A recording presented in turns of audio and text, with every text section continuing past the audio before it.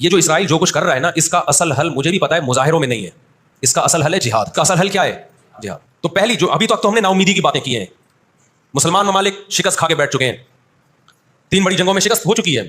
اس کے بعد اب کسی مسلم کنٹری میں اسرائیل پر چڑھائی کی طاقت نہیں. ان کو پتا ہے پیچھے امریکہ بیٹھا ہوا ہے. ہمیں قرآن و سنت اس بارے میں کیا ہدایات ملتی ہیں؟ اللہ کہتا ہے میں نے یہود پہ ذلت کو مسلط کر دیا ہے. اس آیت میں اور اس حدیث میں جو میں نے تقاتلون الیہود والی حدیث پڑھی، اس میں مسلمانوں کے لیے خوشخبری ہے کہ اللہ تعالیٰ نے جیسے بنی اسرائیل انتہائی کمزور تھے، فرعون کا ظلم اور بربریت کا شکار تھے. اللہ سورہ قصص میں کہتے ہیں وَنُرِيدُ أَن نَّمُنَّ عَلَى الَّذِينَ اسْتُضْعِفُوا فِي الْأَرْضِ، ہم نے ارادہ کیا کہ زمین میں کمزور ترین لوگوں کو اٹھا کے زمین کا امام بنا دیں گے، طاقتور پہ غالب کر دیں گے. بہت دفعہ ایسا ہوا ہے دنیا کے نقشوں میں، جو غالب ہوتا ہے، جس کی فتح اسباب کی دنیا میں یقینی ہوتی ہے، میں بہت تھوڑی سی جماعت کو طاقتور بنا کے دنیا کا امام بنا دیتا ہوں. ہمیں اللہ کی رحمت سے اور قرآن اور حدیث کی جو بشارتیں مل رہی ہیں اس سے پوری امید ہے انشاءاللہ یہ اسرائیل کی شکست پہ اور یہودیوں کی ہمیشہ کے لیے شکست پہ اس کا نتیجہ نکلے گا انشاءاللہ.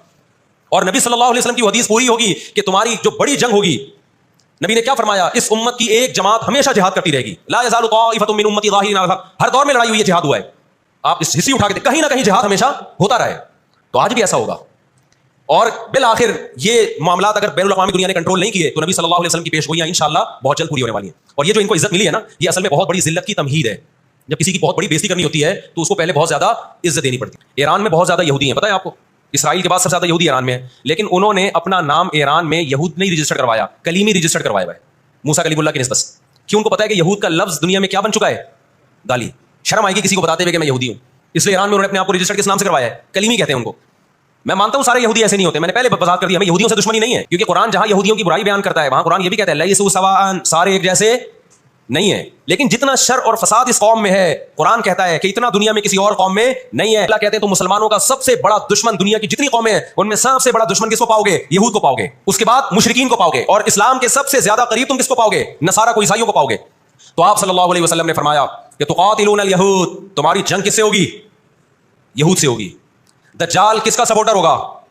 بولتے کیوں نہیں؟ ابھی تو دجال آیا نہیں ہے اور آپ نے بولنا چھوڑ دیا ہے. جب آئے گا تو پھر تو اچھوں کی بولتی بند ہو جائے گی. قرآن کہتے ہیں ہم نے ذلت ان کے اوپر دے ماری ہے ان فسادوں کی وجہ سے جو یہ کرتے رہے ہیں دنیا میں. ہم جب پڑھتے تھے ہم کہتے تھے اللہ آج تو یہودی ذلیل نہیں ہے. اسرائیل کتنا پاورفل ہے کہ گچی کس کی پکڑی ہوئی ہے اس نے؟ امریکہ کی. ہندوستان کو گچی سے پکڑا ہوا ہے کہ ان کو ان کی شرارتوں کا مزہ، عذاب جو ہے وہ دنیا میں ملتا رہے گا. میں بار بار کہتا ہوں ہٹلر نے بھی ان کو عذاب دیا ہے. ہٹلر سے پہلے بھی اسلامی نہیں بلکہ دنیا کی تاریخ میں بہت سے ہٹلر گزر چکے ہیں جنہوں نے ان کی شرارتوں کی ان کو دنیا میں سزا دی ہے. ارے ہم نے ان پر ذلت کو دے مارا ہے، دنیا میں بہت دفعہ رسوا ہوئے. یہ اب کیا ہے؟ یہ آخری ذلت ہے یہودیوں کی.